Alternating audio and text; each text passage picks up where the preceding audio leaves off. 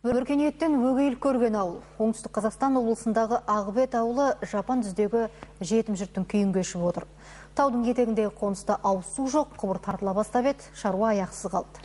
Ауылда балабақша, мәдениет ошағы деген атымен жоқ, ал елді мекеннің ішіндегі жолдар әбден тозып, ойылып кеткен. Көлік тұрмақ жаяу жүргіншінің өзі сүрініп, қабынып, әрең жүреді.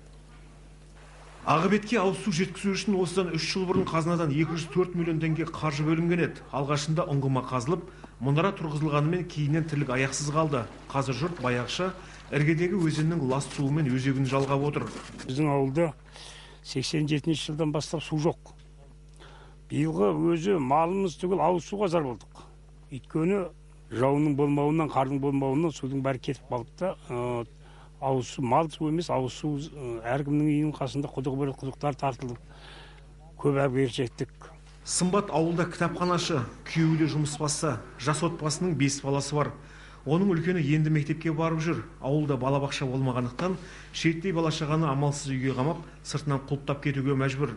Осы 2-ші класс оқитын қызым, азанда осы қарайды.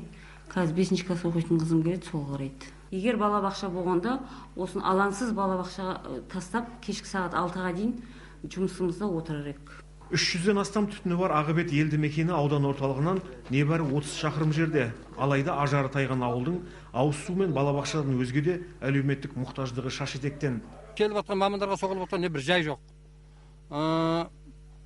Ауылымызда құлып жоқ. Жас балаларымыздың бәрі қалаға кетіп, одан қалған балалар ауылда.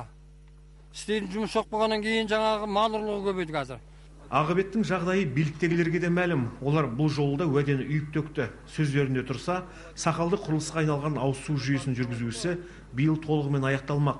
Сондай-ақ мектеп жанындағы қараусыз қалған ғимаратты балабақша етіп жөндеуден өткізу жоспарланып отыр. 26 миллион ақша қаралып, осы биылғы жылдың қыркүйек айына дейін 50 орындық балабақша ашып береміз деп уәде етіп отыр. Бізде 100-ден астам балдар қазір осы балабақша жасында, жастар, сондықтан бізге өте қажет бұл. Сөздің шынтуайтына келгенде ауыл халқы әкімдерге сенуден қалған. Өйткені аудан басшылары әр келген сайын сырғытпа сөз, жалтарма жауаппен жұртты алдаусыратып кетеді дейді олар. Амал таусылған жұрт енді мұң-мұқтажын айтып, парламент депутаттарына хат жолдады. Оңтүстік Қазақстаннан Ғани Қалмаханов, Нұрлан Нұрбек, Қазақстан ұлттық телеарнасы.